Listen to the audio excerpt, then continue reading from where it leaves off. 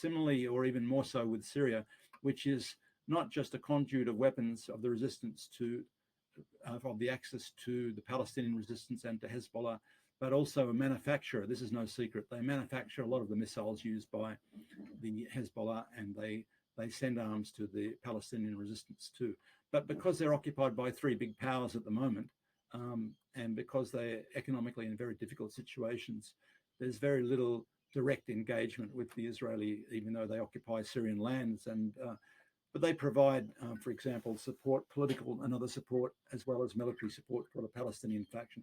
So in Damascus these days, since the reconciliation with Hamas a few years ago, because of the role that some of Hamas played during the crisis in Syria, all of the Palestinian factions are represented once again in Damascus, but they're not directly, you don't see them, it's not visible. All you see is the Israelis attacking places in Syria because they're trying to disrupt the chain of supply and manufacturing of weapons that are going to the Palestinian and Lebanese resistance. For today's episode of Afghanistan, I had the privilege to speak with Tim Anderson. Tim is an acclaimed analyst, an academic and author known for his critical perspectives on conflicts and Western foreign policies. Tim is also an expert on affairs relating to Syria, which is a country dear to my heart, so I found it very beneficial to speak with Tim to find out more about the situation as it stands today in Syria and some of the events leading up to where we are today. I do hope you benefit from this video.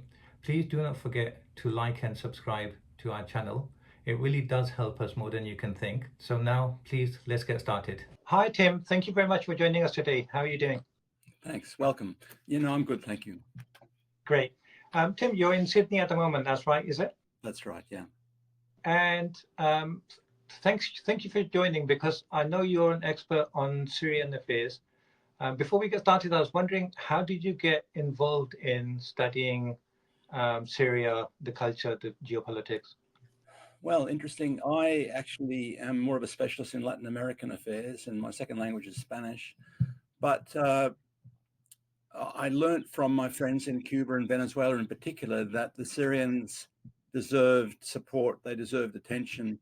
And of course, what was happening with the Syrian crisis of 13 years ago now was really a replica of what the US had been doing with Cuba earlier this century, basically. That is to say, all of the color revolution, the human rights claims, and so on, all of the pretext for intervention, for for backing Contra groups and so on, was very, very similar. Human Rights Watch was attacking Venezuela, attacking Cuba, then they were attacking Syria. So the color revolution in Syria was very powerful. And on top of that, the anti-war movement in my country, and I think to a large extent in the Anglo-American world, abandoned Syria, basically, like they abandoned Libya. They opposed the war on Iraq because it was very brutal, upfront invasion. It had nothing to do with what they felt about Saddam Hussein. But somehow they got sucked into these color revolutions against Libya and Syria. And of course, that was disturbing for me, because really in the end, we had mainly Syrians, and mainly Syrian women, I should say, in Australia, who were ready to go out and defend their country against the dirty war that began back in 2011. Of course, it had deeper roots than that, but I'm talking about the initial part of the crisis when the propaganda war meant something, because you recall that they had mobilized the UN Security Council to get halfway to destroying Libya with a so-called no-fly zone, and they were trying the same thing again with Syria, which failed because Russia and China by then had woken up that what they'd allowed the US and NATO to do with Libya was really very drastic, and they weren't going to let it happen to Syria. But still, we had, and still to this day, there is still this intense propaganda war, and it was quite successful. The Obama administration really took to heart this idea of smart power, the idea that wars would be fought by other people with other people's money, basically. There was a reaction against the brutality of the invasion of Iraq and to some extent Afghanistan. But really, with the Obama regime, with the liberal administration in the US, we saw this new wave of hybrid proxy wars, basically beginning with Libya and Syria, and then, of course, Yemen also, and some others in Africa too.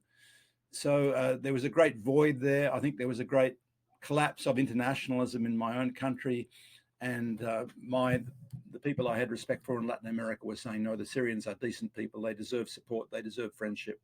You may recall that, or you may have read that the Cubans went back in 1973, went and actually fought. 700 Cubans fought with the Syrians to try and reclaim the part of Syrian land that was occupied by the Israelis in 1967. They tried to liberate the occupied Golan. So Cubans put their lives on the line for Syrian people back then.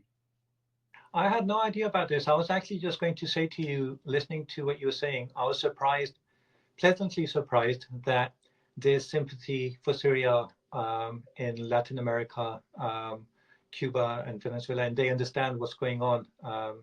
But I had no idea, that they actually took part in the War of Independence. No, there's a history there. And I believe also some volunteers from Pakistan and some other countries also went and supported the Syrian military. I'm talking about 1973, not the War of Independence, but 1973. Yes, sorry. Yeah. The Tishreen War, when there was an attempt to reclaim the occupied lands. But back then, it's a matter of history that Egypt abandoned Syria at that time and cut their own peace deal with the Israelis, basically. But yes, there were a number of international volunteers, including, I believe, some Pakistani pilots went and. That's what I was going to say. I heard about that. There were some Pakistani pilots there as well. Yes. And if you go to the Fidel Castro Museum in Havana these days, you will see all of the operations that the Cubans are involved in, and around about 700 Syrians participated in the Tishreen War on the side of Syria. Yeah. Wow. And Tim, I think you're absolutely right. How somehow, I know in the UK, I was actually really surprised to see how people got carried away with these color revolutions and what was going on in Syria. It started in 2009 or 10, didn't it? 2011, really. 2010, I suppose, the so-called Arab Spring in Tunisia and Egypt, and then Libya and Syria. But really, the only real revolution from the Arab Spring was in Yemen. And of course, that's the one that the Western powers have been desperate to crush. Basically. Yeah. We should add Palestine, because really October the 7th last year was the beginning of the final stage of a Palestinian revolution. So while there's an ongoing revolution in Palestine, there's an actual revolution in Yemen, which they've tried to crush. They're horrified by. But the color revolutions, you can tell them really by how strongly the US and its collaborators get behind them. Yeah, because I remember I was studying my master's international relations in Birkbeck University, College University of London. And I remember my fellow students were all getting really excited, talking about going out on rallies in support of the Free Syrian Army and stuff. And I was thinking, you have no idea what you're talking about. You don't know these lands. You've never been there. And I think you're absolutely right that the West they're getting smarter and smarter in the tactics that they're using. Starting from maybe the war in Vietnam, when America saw so many dead bodies coming back, then they realized, okay, no more boots on the ground, and we can just kind of destroy countries from air control. Well, and now they're thinking we don't even have to do that. We could just get uprisings within countries and just let them all fight it out. And in many respects, the war in Ukraine at the moment is ideal, because in a sense, it's a US war against Russia, but really there are hardly any US body bags, only the volunteers who've gone from the US to join the Ukrainians. So really, it's young Ukrainian men are dying for a US war in Ukraine, and that's the great appeal of it to the US elite, basically, that sort of war. But I think you've got another factor there, which you have, I believe, in London and to some extent in the Muslim world, is that we had a very important factor in the so-called Arab Spring and the color revolutions there, is that they were targeted at independent states like Libya and Syria, and Iraq, which they feared was going to get close to Iran, and Yemen, which they feared to an independent from the Saudis. But you had this other factor of the Muslim Brotherhood, basically. So, and Obama set the ground for that in his talk in Cairo in 2009, talking about a new relationship with the Muslim world. But of course, in the Muslim world, there'd been strong elements of resistance and independence, but also strong elements of collaboration. The Muslim Brotherhood in Egypt and Syria in particular, for example. So I think that, in a sense, confused a lot of young people, young Muslim men, I believe in Britain, but also in many other parts of the world, to think that they were in some sort of liberation struggle that was an Islamic struggle. Nothing of the sort, really. Of course, the Iran, the one Islamic Republic in the region, had nothing to do with that. But nevertheless, the Muslim Brotherhood, which had influence in, for example, the Hamas resistance movement in Palestine and some other parts, that was, I think, influential in propagating this idea of, the Muslim Brotherhood leadership in Syria was saying that this is our revolution, no one should take it over. But there were other people, non-religious people, saying, no, this is for freedom and so on. So the idea spread, it gained some popularity in the region and in the West, but that was really on the part of collaborationist Islamic groups, basically, and fake Islamic groups. Let's be frank about it, really. I mean, ISIS, after all, is a creation of the US through the Saudis, Saudi Wahhabism, and they're still doing it in North Africa. They've got Shabab, they've got Boko Haram, and so on. It's the same type of extremists that attract mercenaries largely. This is why ISIS still exists in West Asia, because they really become agents for the US. You haven't seen them lift a finger against the Israelis while they're slaughtering tens of thousands of Muslims in Gaza. But when it came to Iraq, when it came to Iran, when it came to Syria, all strategic opponents of the US, they were ferocious. They were motivated, weren't they? Yeah, exactly. And I actually remember when the protest started in Syria. I remember initially it was peaceful protest. There was no violence from the government. There was no violence from the protesters. I actually remember, who was it?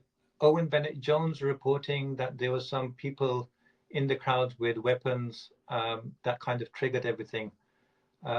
So it was, even how it was starting more from the border areas rather than from the central areas, it was quite obvious how this is being orchestrated from outside. Yes, the first book I wrote on the region was called The Dirty War on Syria in 2015. And that was really documenting that history. Of course, it became a cause célèbre with Western liberals like the man you mentioned, who was in the Labour Party at the time, I think in Britain, Owen Jones, is it? But there were indeed some type of civil protests about democratic freedoms and the role of the secret police and so on.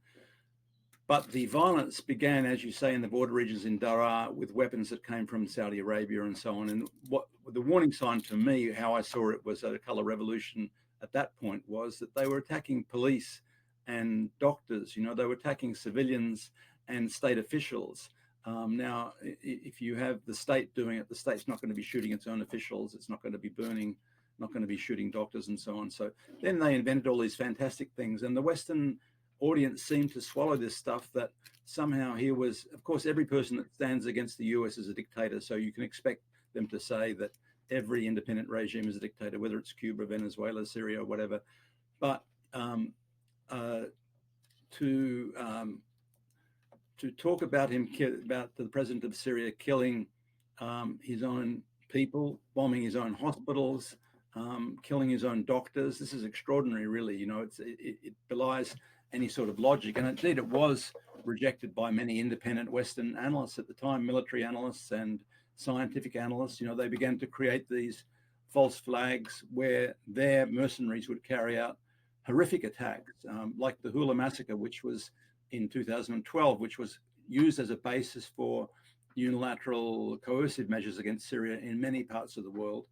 It was actually carried out by the agents of the US for that color revolution, basically. Then after that came the chemical weapons incidents, which of course were backed by the US and its allies. The sarin gas was used by Jabhat al-Nusra, the Al-Qaeda franchise in Syria, and they created a false flag in just to the east of the capital, Damascus, just before I first visited Damascus, at a time when UN inspectors were there to investigate a chemical weapons attack in Aleppo a few months earlier. In other words, the Syrian government had invited UN chemical weapons inspectors to Syria, and just as they arrived in the capital, there was this attack by the color revolution groups who occupied parts of the eastern countryside in Damascus.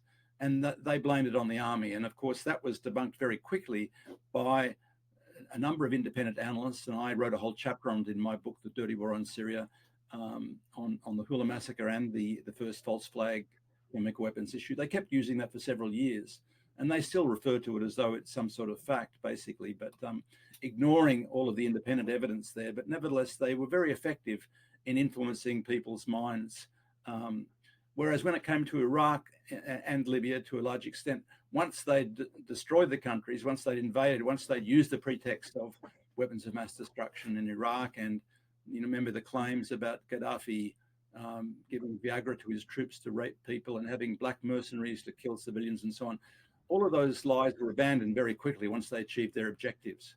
Because they didn't achieve their objectives in Syria, they stuck with them. They still use them and recycle them publicly. And if you look at Wikipedia, which collects all of the propaganda of Western media, you'll see them recycled there too. Even when they assassinated a very senior conservative Sunni scholar in his own mosque, Mohammed al-Bouti, and 40 of his followers, you find the BBC and Wikipedia denied that it was the Al-Qaeda groups that had done it. They tried to blame the government on doing it. So almost every horrific crime that happened in Syria, they tried to blame the government and the Syrian army. But really, Syria resisted that color revolution precisely because its army, which is a makeup of all of the different communities, religious and ethnic communities in Syria, held together. They didn't split. They didn't split along sectarian grounds, as was the plan, basically. Of course, that's been the major strategy of the color revolutions and of the US interventions in West Asia, is to try and divide people along sectarian grounds, basically. You're right. As it happens, I had an opportunity to visit Syria and Lebanon in 2005. I got to travel all over the country. I met some amazing people, Palestinians living there, Armenians, local Syrians. I was lucky, quite a few cities. I didn't even have to get a hotel because they were so welcoming. I think I was one of the only tourists in the whole of Syria because that's kind of when the Iraq war was going on and no one wanted to go to that country. So they really appreciated me for that reason as well. But I was so impressed by how the country was operating. I mean, it was so peaceful. Everything seemed to be working fine. I'm not saying it was paradise. Obviously, every country has its problems. And I think quite a lot of times people want to compare countries, individual countries in the Middle East with, I don't know, Western Europe or something like that, rather than comparing like for like.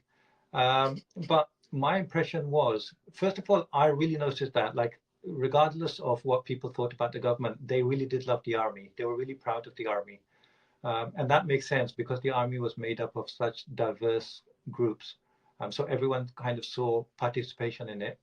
The other thing I noticed, tell me if I'm right or wrong in that period, what I noticed is that, like, first of all, yes, there was a lot of fear in people about, like, informers. So everyone was uncomfortable talking about the government in public in case there's someone hearing.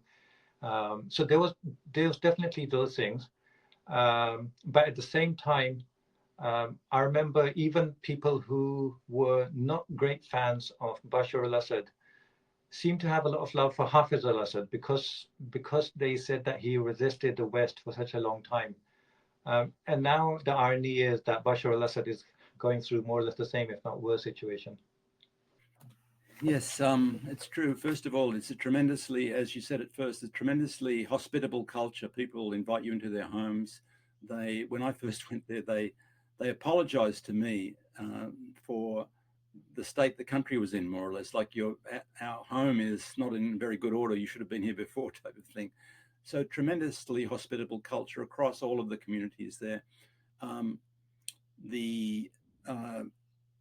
think that what I noticed when I first went there in 2013, after the crisis had begun, was that people were worried about Bashar al-Assad. They thought he wasn't as strong as his father. They were, because his father put down a serious Muslim Brotherhood uprising in the early 80s, for example. That's what they told me as well, that they didn't think Bashar al-Assad is as strong as his father, yes. They were saying things like, they call him Mr. Softheart at the beginning of the crisis. They were worried that he wasn't really firm enough. I think he's proved that he has been since that time, but they use this against Hafez al-Assad, but really Hafez uh, created the foundation for this Syrian identity, where it's rude in Syria to say what's your religion or what's your sect or something like that. Yes. Everyone's a Syrian. So there's a very strong ethos, which is very different to Lebanon, you may have noticed, because in Lebanon, people, it's almost pinned on their chest. They have to say, I'm Shia, I'm Sunni, I'm Maronite Christian, or whatever it is. They have to say that.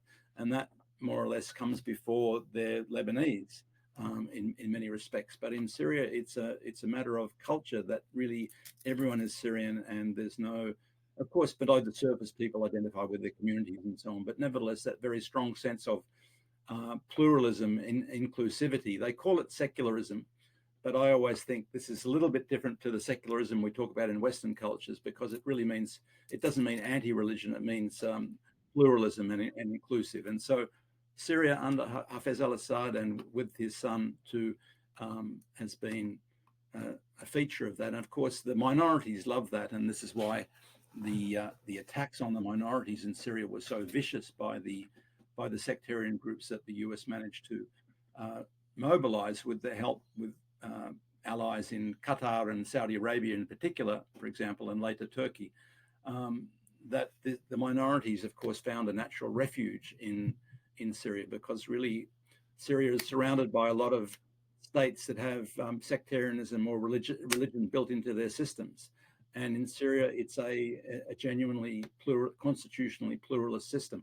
Okay, there are some imperfections. The constitution requires the president to be a Muslim. The civil law is still Islamic and so on. And some of the Christians don't like that. But by and large, overall, it's not like a Jewish state. It's not a sectarian state like Lebanon. It's not an Islamic state, even though its major allies are the Islamic Republic of Iran and Hezbollah, of course, which is an Islamic resistance group. But actually, groups based on religion are banned in Syria. So it has its own distinct tradition, which it maintains, even though its closest allies like Iran and Hezbollah have very different conceptions. From a geopolitical point of view, I mean, Syria's a small country with limited resources. How has Syria been so important in geopolitics in the Middle East? What makes it so important? Is it its location? What is it? Part of it is the location. I think that there's a lot of talk about that. People talk about gas pipelines and so on, but that's only part of it. It is a crossroads in many respects. In fact, it's the most liberal in a sense of the Islamic cultures, closer to Europe, and some of them identify with Europe. I suppose Lebanon does too, in that sort of way. But nevertheless, it's Syria has seen itself as very liberal in the sense of open and accepting and tolerant and so on. Particularly when you compare to the Gulf Arab monarchies, which have a history of intolerance and this awful culture of violence through Wahhabism, the sectarian violence, something very alien to Syrian culture. And it was horrifying for them to experience these Saudi-inspired groups coming and cutting people's throats and so on. That was just something that was very foreign to the Syrian experience. Syria also has a history of resistance, which you can trace back to the Roman occupations. Queen Zenobia, back at the Roman occupation, who resisted the Roman occupation for some time. The Great Arab Revolt in the 1920s, after the British and the French took over from the Ottomans, that was in Syria. And Syria then, of course, fought for its independence in the 40s. Unlike Lebanon, which you think the people are very similar, and they are very similar, but Lebanon, there was a type of deal done to create a sectarian, or they call a confessional state, where everyone's represented according to their religion. And it's a state dominated by Maronite Christians, which is still the case, even though Maronite Christians are a minority these days. So whereas in Syria, there was a struggle for independence against the French, which linked up to previous resistance struggles. And that sort of helps explain, I think, why there is this identity. There's this Syrian identity. People even talk about pan-Syrianism. The official ideology of the Ba'ath Party is pan-Arabism. And that they were involved in creating the Arab League, which is badly compromised because really the Arab League has become dominated by the Gulf states, led by Saudi Arabia these days. But there is talk about pan-Syrianism just alongside pan-Arabism, because there is this long history of Syrian independence, Syrian resistance, and pluralist identity, I suppose, too, which allows many people, as you say, for all the communities to support the army. I think if you wanted to put that in context with the political situation, if we look at the recent elections, the president, Bashar al-Assad, particularly since he resisted the dirty war, his popularity is very high at 70-something%. And that's admitted by even polls from the enemy side.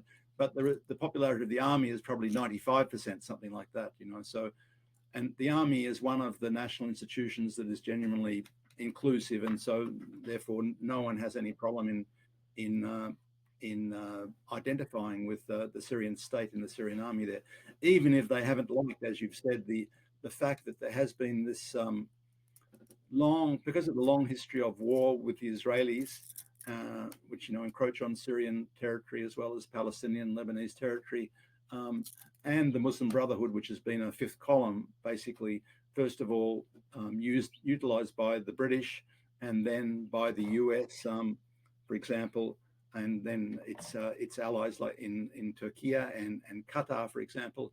So that, you're right that people were worried about saying things that might present them for candidates for interrogation by the secret police, because if they were suspected Muslim Brotherhood infiltrators. But this is a country that's been living in a state of war effectively for the last half century, and that's part of the unfortunate consequences of it. What's the situation in Syria now? Which areas are in complete government control? What's the role of Russia? Is ISIS still around? And what's America like? Has America got control on certain areas? Yeah, fair question.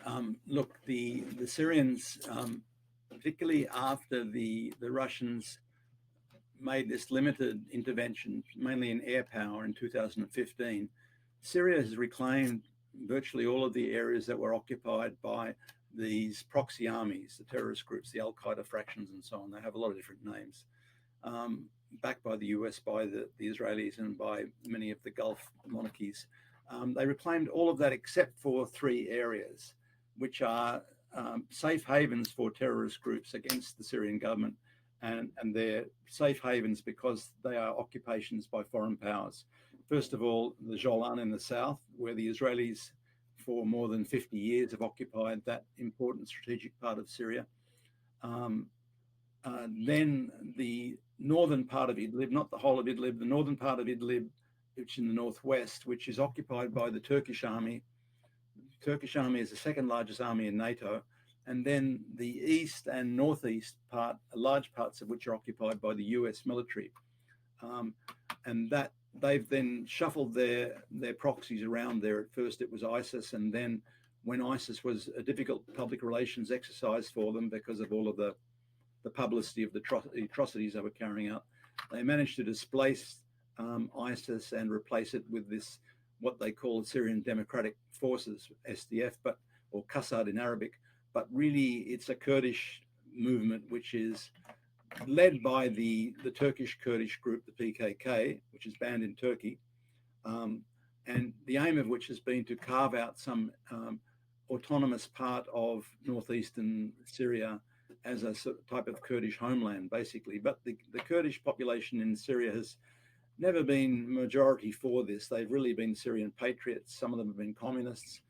And most of the autonomy move has come from the Turkish side, because the Kurdish independence movement in Turkey is something peculiar to Turkish history. The Kurdish population actually was doing quite well under the Ottoman Empire. But when you have the reconstruction of Turkish nationalism after the collapse of the Ottoman Empire, then the role of the Kurds in Turkey changed significantly.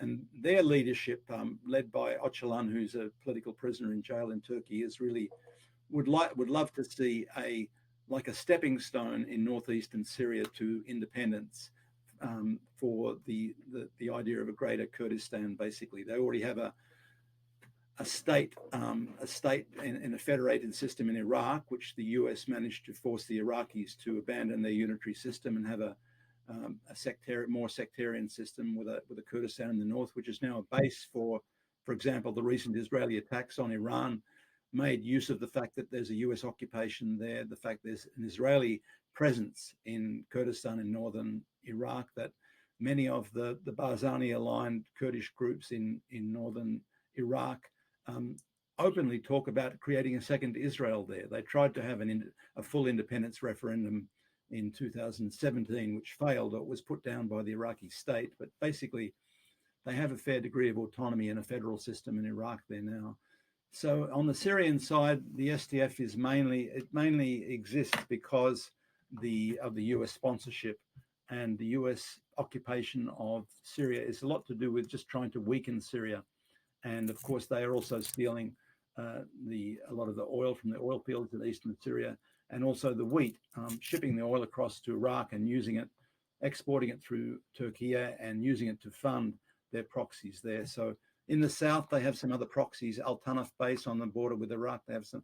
So you have Syria has reclaimed most of the ground, including southern Idlib and a lot of southern Syria, parts that were previously occupied. But because you have Turkey, US, and Israel occupying it, it's weakened, and its access to resources are weakened. You're right that it's a small country, but it was over a long period of time, because of course Syria has been under attack for its independence from the US since at least the 1950s, when they first began CIA-backed type coups against Syria, and the more recent sanctions were imposed, as you say, in the wake of the invasion of Iraq, which led to between 1 and 2 million Iraqi refugees going to Syria, and then the US accused the Syrians of harboring the Iraqi resistance.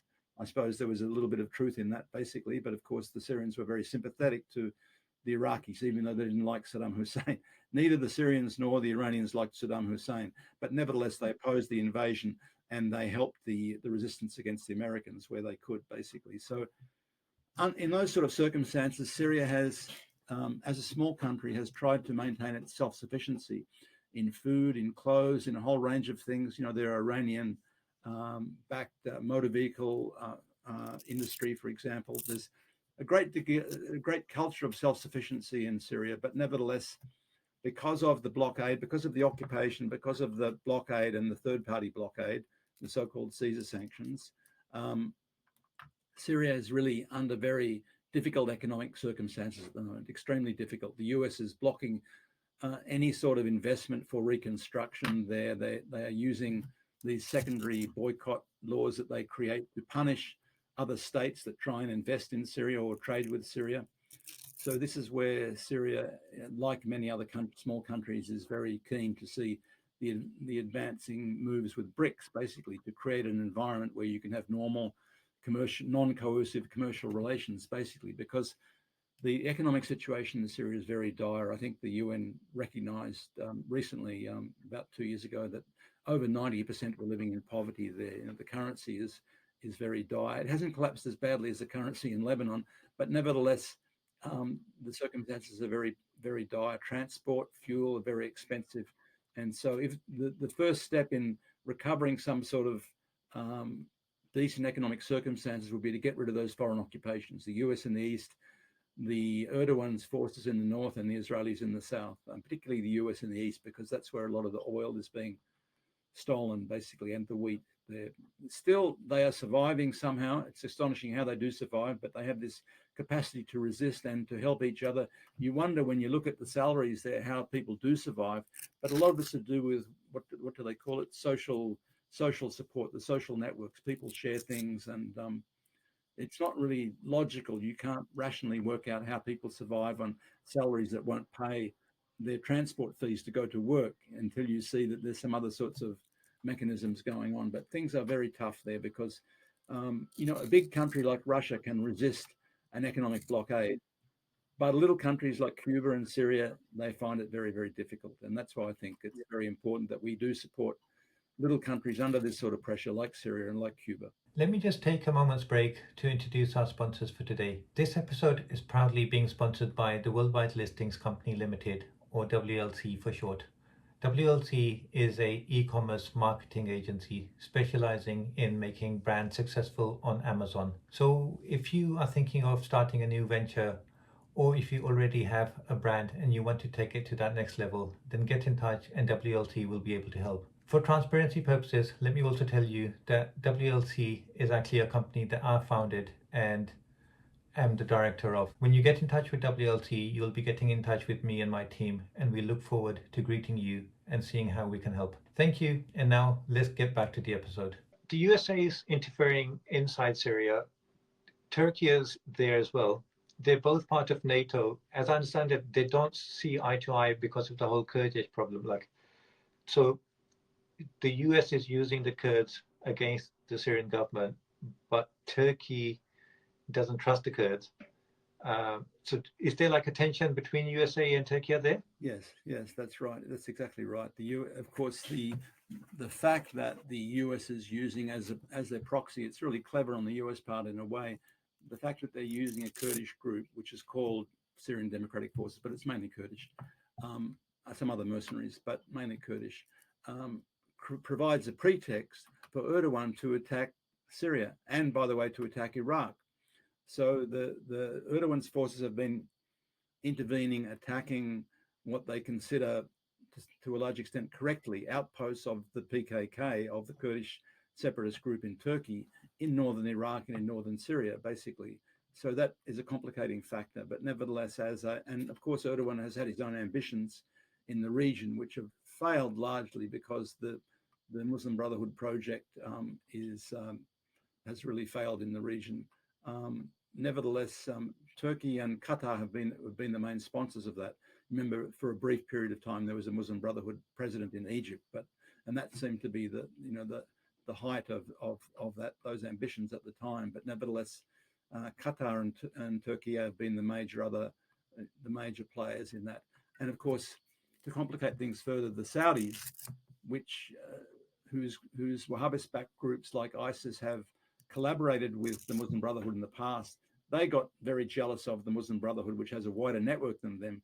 And that helps explain why they attacked Qatar in 2017, driving Qatar into the arms of Iran, basically.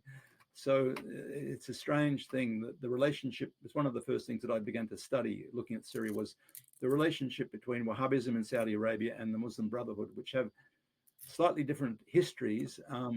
They collaborated together significantly in the dirty war in Syria, but they also fell out, like thieves fall out with each other, basically. And so Qatar is still the one Persian Gulf regime that is still funding terrorist groups in Syria, in northern Idlib, with the help of Erdogan's forces there, basically. But the Saudis and the Emiratis have retreated to some extent to a position, they're very deeply embedded with the US, but they've retreated to trying to have the pretext of some sort of neutral position. They don't want to be caught up in a war between Iran and the US, for example.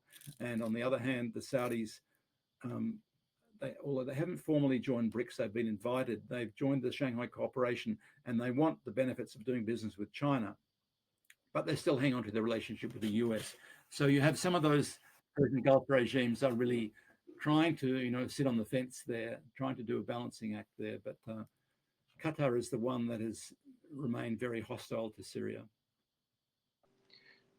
And they have a lot of money to back their ambitions. Far too much money. Also, so is it the case? Is there a possibility that Syria might join the BRICS, or is there any kind of talks going on? Well, Syria has in fact applied to join the BRICS. You might have seen with the Kazan summit recently that the BRICS itself is talking its way through how they deal with membership. They did expand the membership to almost double their size at the beginning of this year. And Argentina pulled out, and the Saudis are sitting on the fence. But nevertheless, the Emirates, Iran, Egypt, Ethiopia joined. And what happened in Kazan is that I think 13 states have actually become partner members. Partner members, basically, including Cuba, including Bolivia, including a number of countries. But Syria is there in the list, basically. But the criteria for membership is not firmly worked out yet. One thing that the Russians have announced is that one of the criteria for membership will have to be, and of course Syria has no problem with this, but some other countries might, that no BRICS member can engage in unilateral coercive measures or unilateral sanctions against another member. Well, that rules out complying with US unilateral sanctions, basically. So some of the states which are members of BRICS now, like Egypt and the Emirates, are going to have to figure how they're going to deal with that, basically, because they will be banned by BRICS rules, at least in the future. But so Syria wants to be part of that, world, because, as I said, a small country under a blockade sees some refuge, some relief in this new big bloc where there are a lot of commercial opportunities, particularly with the development of an alternative financial system, alternative to the dollar and to the SWIFT system. That's extremely important for little countries, because then potentially they can do business with a range of other countries without having all their assets frozen and so on. You might have seen that the South Koreans were coerced into freezing $6 billion of Iranian money from light crude that the South Koreans had bought for their petrochemical industry. And then later on, some sort of deal was cut with the prisoner exchange, and supposedly that money was unfrozen, but the US is continually trying to maintain a control over how Iran uses its own money, basically. But third parties like South Korea in that case get drawn into this situation where, against their will, because a lot of countries want to do business with Iran. Iran's a big, resourceful country with not just resources, but also technology and so on. My country wants to do business with Iran in nanotechnology, a whole range of high-tech things. But because the US won't allow weak little countries like Australia to do it, we can't do it, basically. So BRICS would be an incredibly, and particularly a new alternative, at least an alternative, if not replacing the SWIFT system, an alternative financial system is like a lifeline to little countries under pressure like Syria. BRICS is amazing. I mean, it gives promise to so many countries in so many different ways, whether it's geopolitics or economics, or there's so many smaller countries that would really be rich because of the resources they have available, but somehow they haven't been able to take advantage of their own resources.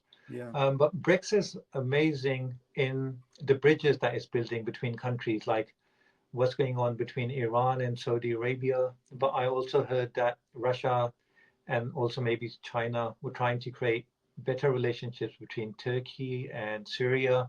Mm-hmm. Also how China's managed to resolve issues with India.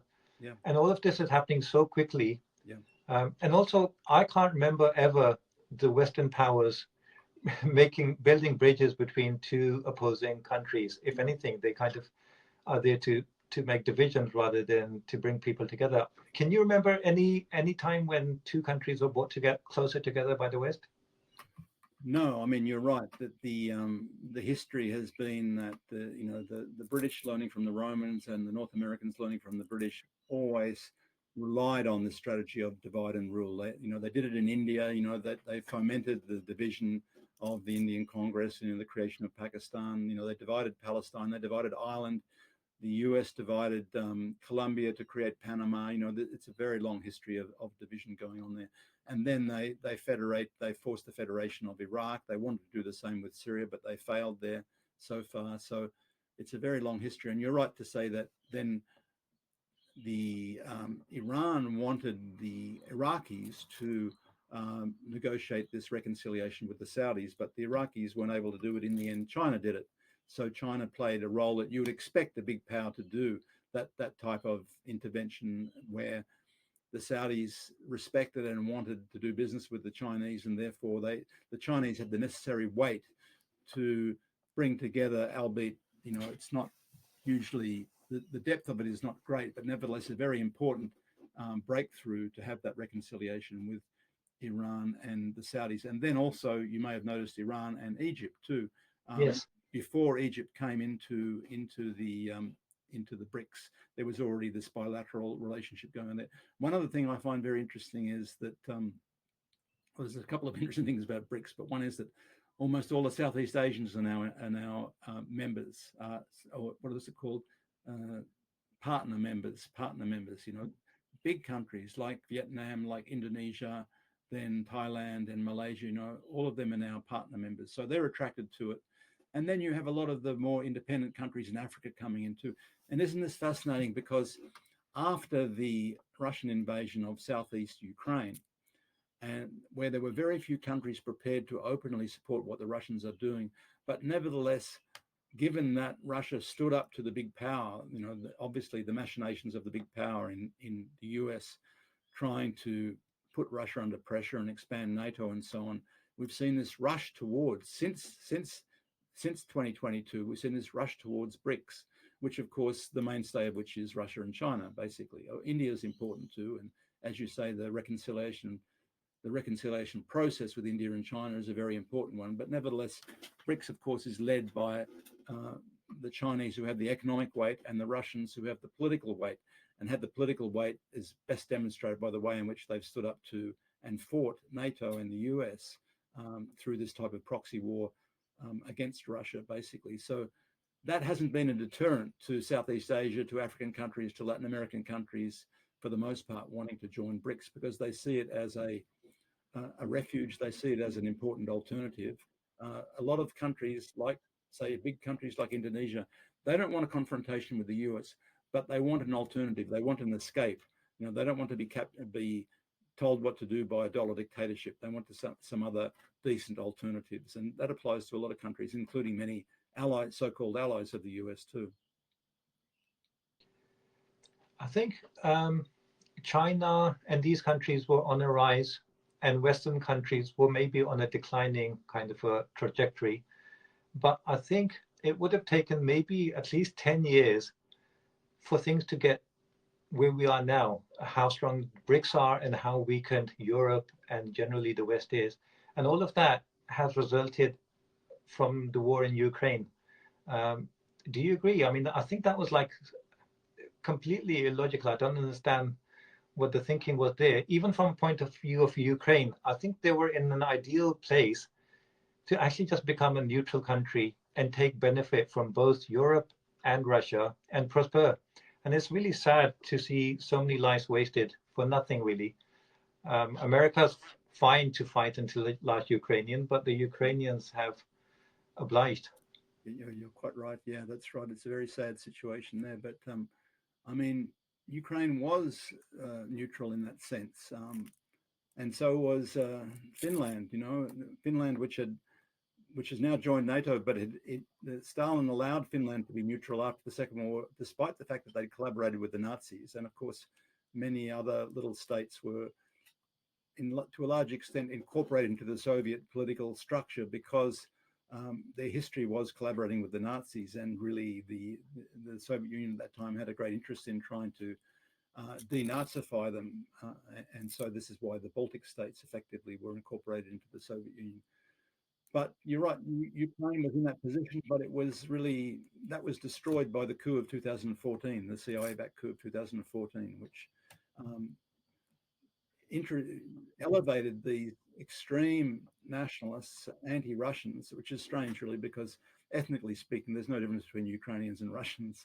There's no DNA difference at all there. But nevertheless, there was this tradition of extreme nationalism, which included collaboration with the Nazis in the beginning of the invasion of the Soviet Union, and of course the Holocaust of massacres against many of the minorities, as well as the majority Slavic people there.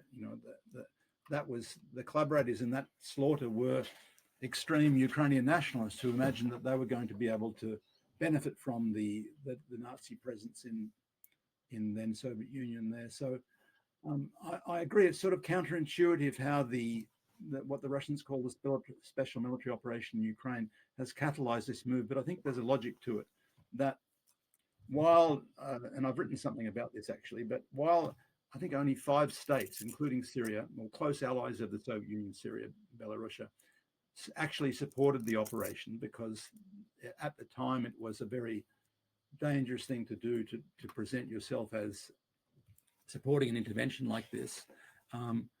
But nevertheless, the sympathy for Russia is much deeper than that. And what a lot of states have seen is, look, it's something to do with Russia and Ukraine and the Russian people in Ukraine. And it's, to do with how the borders were created in recent history, and they're redoing those borders and so on. And in any case, what a lot of countries are seeing, this is Russia standing up to the big bully in the world.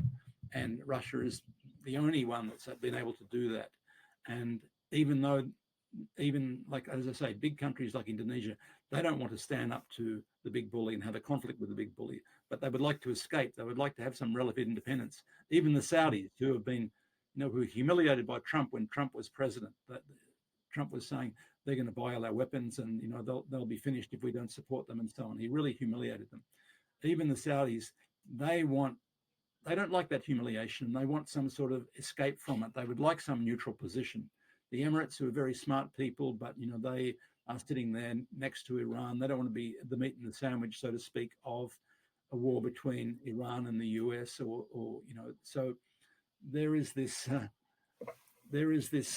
respect, even if it's begrudging respect, for Russia for standing up to the machinations of the big bully. And I think that, and then that combined with the economic weight of China, gives a lot of countries pause to thought. They think, hey, this is a new game going on in the world. We don't want to be left out. And this has some real legs because it has people with some political will behind it. It's not although there are problems, undoubtedly there are problems, and I think the Western analysts are counting on those problems, the divisions. Like, for example, if you see some of the Western analysts who are, former officials in the US regime and so on, saying, oh, well, BRICS can't ever be very powerful because look at these divisions between India and China. And then now, of course, this is all wish fulfillment of what they're trying to achieve. Now that Brazil has put in a veto for Venezuela joining, and Venezuela is the other big energy giant that's going to bring the majority of the world's energy resources into BRICS.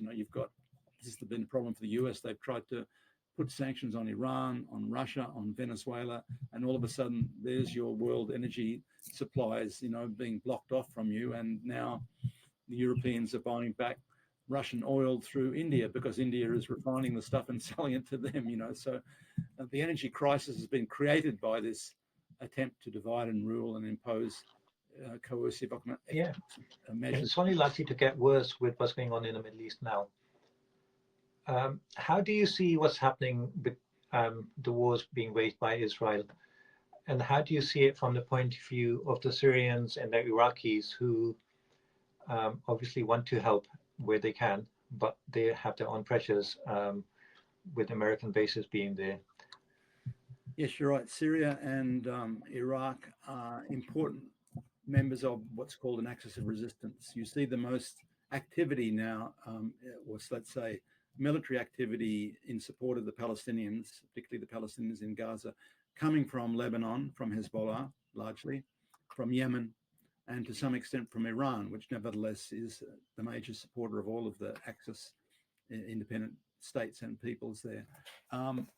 Syria and Iraq have been less prominent because of their current occupied situations. I mean, I was in Iraq recently, and the US occupation of Iraq is still doing great damage, I believe, great cultural damage.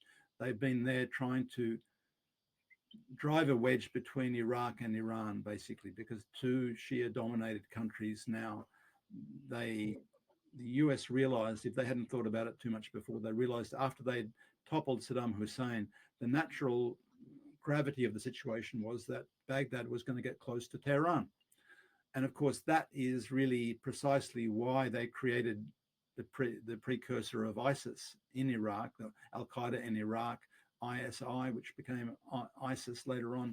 They created that precisely to create divisions between Sunni and Shia, and to try and create this division between Baghdad and Tehran. And that's an ongoing process, which then was exported to Syria and to Lebanon and to Yemen, and to some extent to parts of North Africa too, to try and use the sectarian card to divide people and then bring themselves in as the saviors. This is what happened in Iraq. Iraq was desperate in 2014. They called out for help. ISIS had taken over Mosul. They were threatening Baghdad. They called out for help, and really, I think, against the Iraqi leadership's better judgment, they let the US come back in and start a second occupation, basically after they left in 2011. So that the ongoing US occupation of Iraq significantly weakens the Iraqi government in doing things, even though they have one of the best governments there that they had for quite some years under Prime Minister al-Sudani. But you still have independent Iraqi resistance groups there, part of the Hashd al-Shabi, the Popular Mobilization Forces, which are some of which are in the government and some of which are outside the government. The ones outside the government have been attacking US bases in Iraq and Syria and attacking Israeli bases in occupied Palestine. They've been shelling the Jolan, sending missiles, I should say, to the Jolan and to Haifa port and so on. Occasionally, it doesn't have the profile of the Hezbollah attacks or even perhaps the Yemeni attacks, but there is an active resistance there.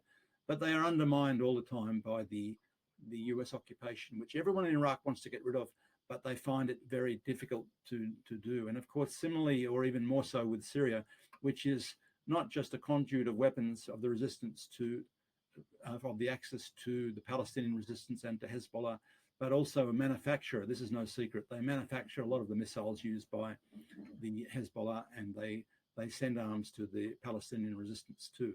But because they're occupied by three big powers at the moment, and because they're economically in very difficult situations, there's very little direct engagement with the Israeli, even though they occupy Syrian lands. And but they provide, for example, support, political and other support, as well as military support for the Palestinian faction.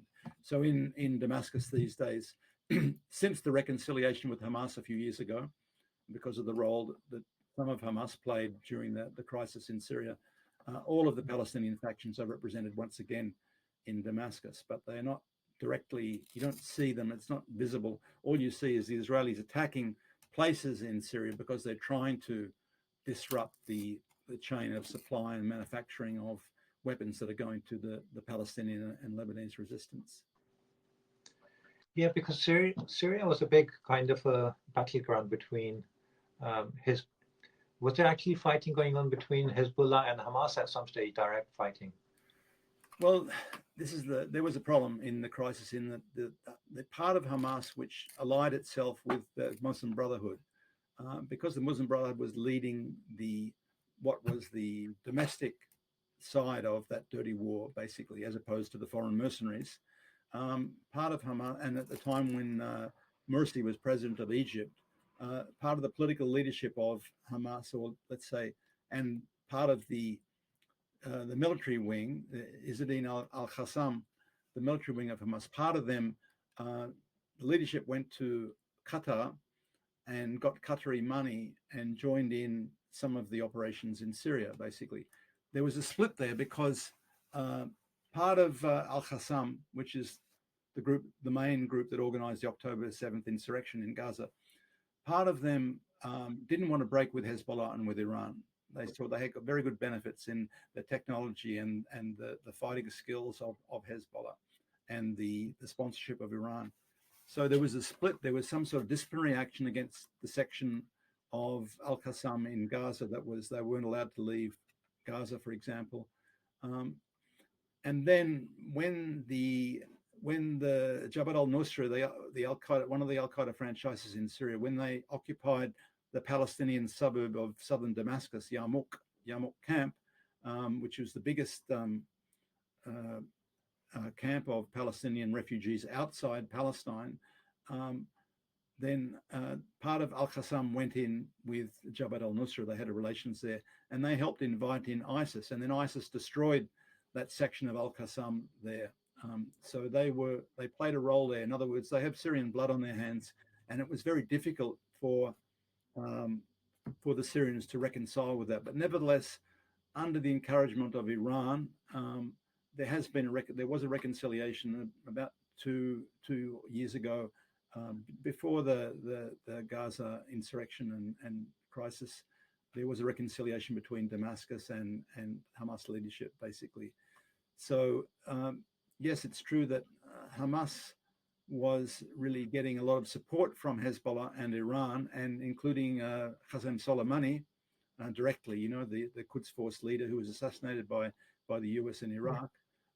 They had a lot of direct support there. And then Hezbollah, which was a firm ally of Syria, found that Hamas was using the training and the technology against the resistance. So that was rather bitter. But I was in Yarmouk earlier this year and talking to some of the Syrian officials and some of the Palestinian Islamic Jihad people, and they said, look, our leadership has decided that we're on the same side now, because Palestinian Islamic Jihad never joined with the Muslim Brotherhood. They never broke with Syria. It was the Hamas leadership broke with Syria.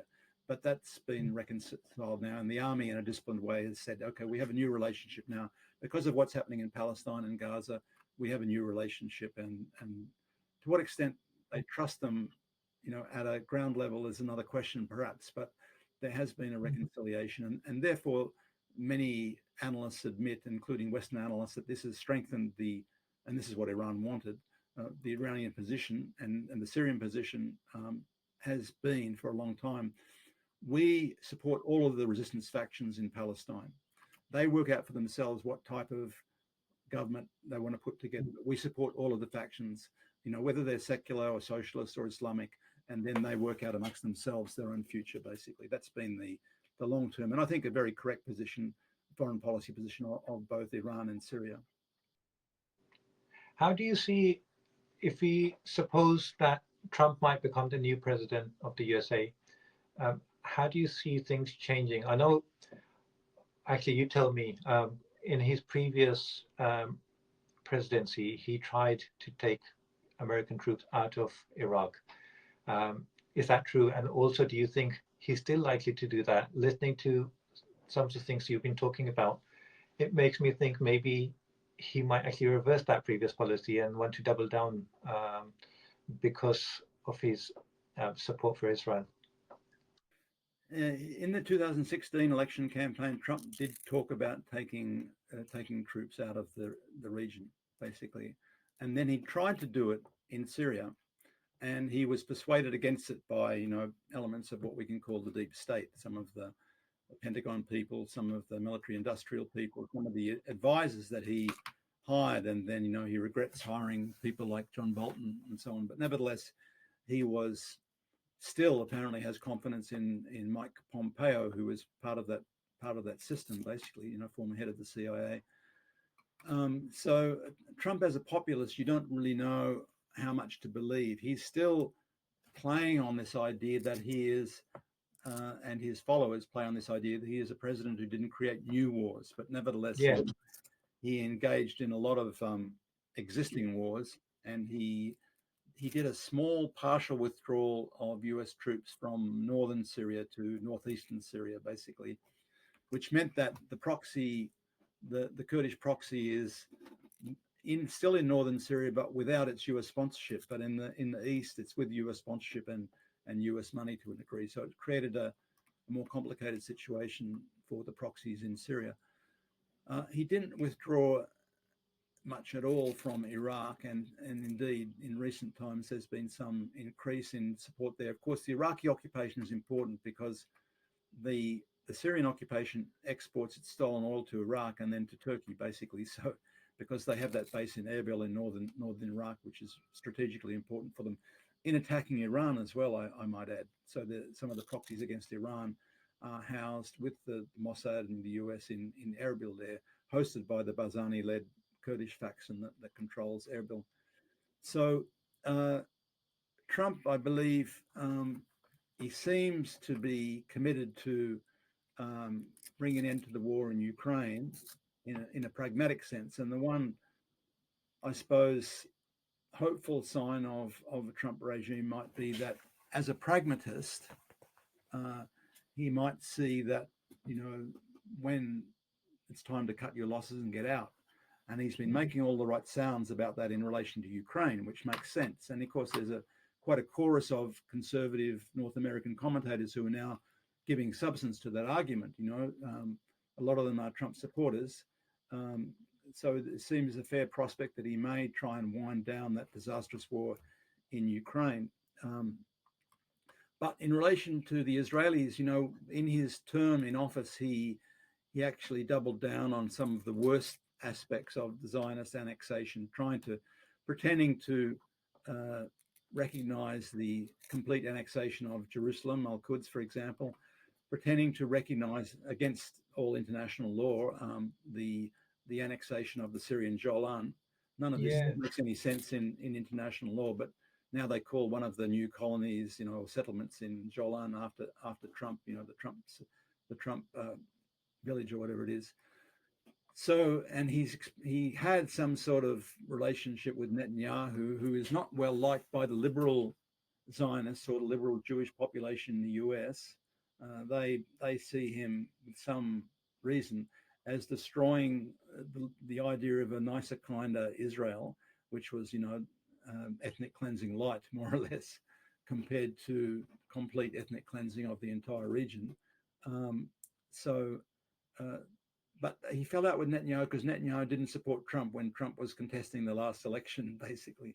So who knows what's going on in that relationship there? I expect that Trump is going to maintain great continuity, just as Biden maintained great continuity with Trump. By the way, Biden, contrary to all of the smoke and mirrors in the US, kept a lot of the worst things that Trump did. And I suspect that Trump's going to maintain some of the worst things that Biden did. Basically, they all do a lot of damage, including in Latin America, of course. That Trump did some terribly aggressive things with the economic blockade of Cuba and Venezuela during the COVID crisis when they had enough economic problems anyway.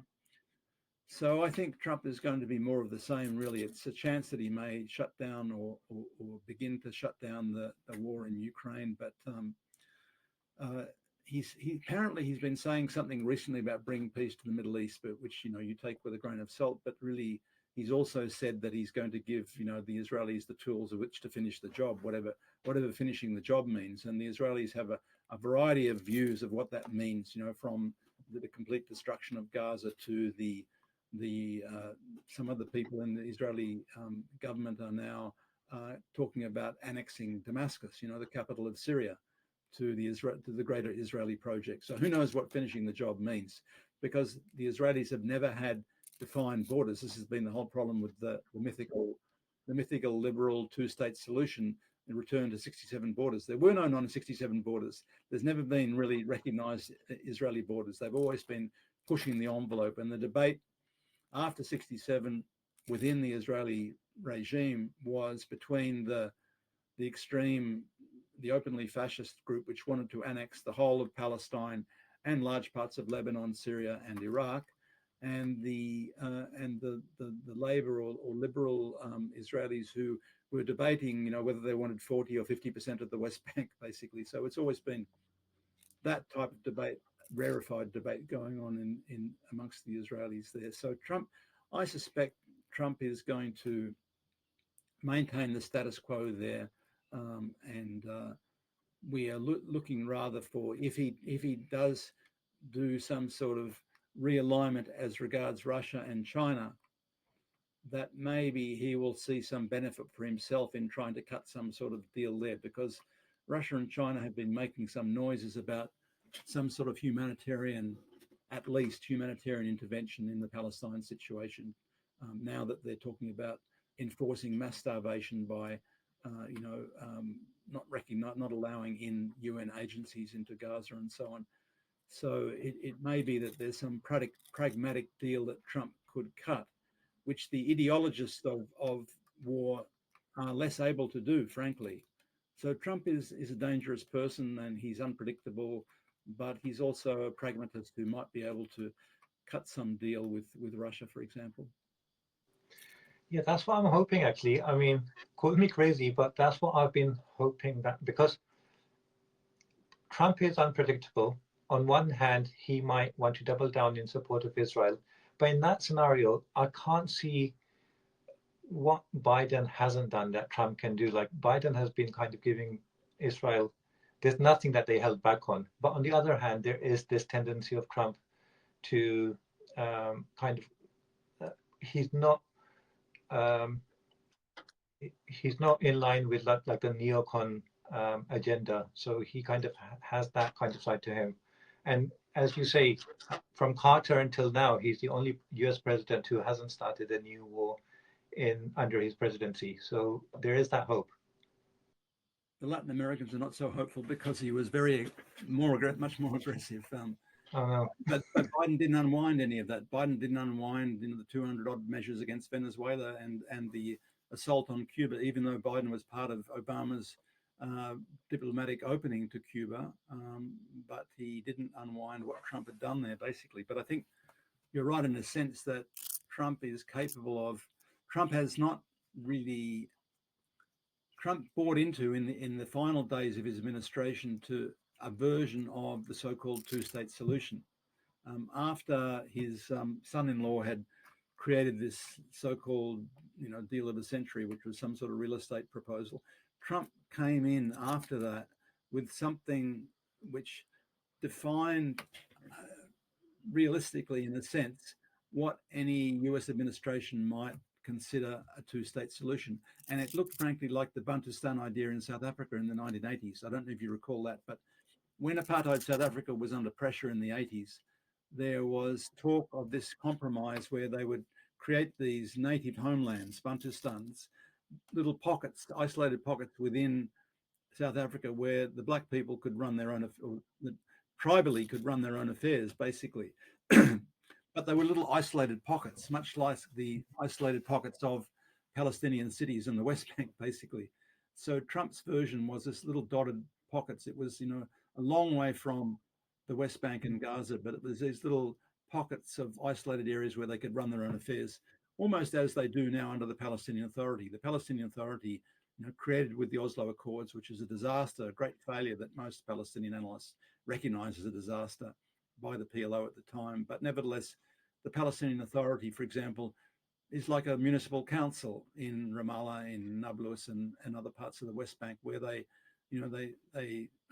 collect the garbage and they collaborate with the Israelis in many respects, and it's hated to a large extent by many young Palestinian people because they do collaborate with the Israelis against the resistance forces, So to recognize those little areas with no real power, but they have no economic power. They don't control their borders. They can't export things or import things. They have no security apparatus. That idea of a Palestinian state as a municipality as part of Greater Israel is more or less what Trump was trying to crystallize in the last, whatever the name he gave to it. I can't remember. I think it was January 2020, that proposal there. So that idea of two states was a sort of a liberal Zionist view. So in a sense, he wasn't able to break the mold completely and say what Netanyahu is saying. He's not, whatever he does, he's not saying the same thing. He was not saying the same things as Netanyahu about Palestine doesn't exist and we're going to, control the entire region and so on, even though that's what a lot of the North Americans think and want, but they don't like to say it. And even Trump couldn't say it in his final days in office. He reverted to some version of the Bantustan or some, dumbed down two-state solution, basically. Tim, thank you so much. I really appreciate your analysis. I would have loved to talk to you more about, in depth about what's going on between Israel, Lebanon, Gaza, Iran. But I think some of these, or all of these things that we've discussed are really important context, provide context to those conversations that a lot of people don't really talk about. So I think this has been really, really useful. I'd be grateful if you give us more time in the future, and then maybe we can have those discussions as well. Thank you for your intelligent questions. Thank you. Before you go, would you be able to tell us a bit about your publications, and maybe we can place links in the description as well? Okay, so the relevant ones, I suppose, are that, well, I have a column in Al Mayadeen of more recent articles, but I've published three research books on the West Asia, the so-called Middle East. The first one was The Dirty War on Syria, published by Global Research. And then the next two, Axis of Resistance in 2019 and West Asia after Washington, they are really about the region, about West Asia, about Palestine, about Syria, about Iran and so on, and Yemen. And they're published by Clarity Press in the US in Atlanta, Georgia. And they're all available online. Basically, I can give you some links to them. But those three research books are the major ones, I guess, and my column in Al Mayadeen. And then I have a Twitter account too, which you can follow for more. Yes, please. Please give us those links. We'll put them in the notes. Have you got your Facebook account back? Because I heard that you... Facebook. I've got banned completely from Facebook for posting Soleimani, things about Soleimani's funeral and things that Soleimani's daughter was saying about the murder of the great Iranian national hero, basically. By the way, do you have a Telegram or WhatsApp account? Because we're only communicating by email up until now. Yes, WhatsApp. I'm going to share my WhatsApp with you. Okay, thanks. And maybe next time when we speak, I'd also like to get your opinion about these personalities. They're really important. Qasem Soleimani, the Iraqi Hassan hero. Nasrallah, all of these martyrs, Nasrallah, really, yep, of course, who have played such an important role. Sure. That I think they're going to be remembered for well after. Yeah, Sinwar. Yes. Yeah. That's right. So, so let's do that. We will share details. And thank you so much. And let's do this again soon. Thank you so much.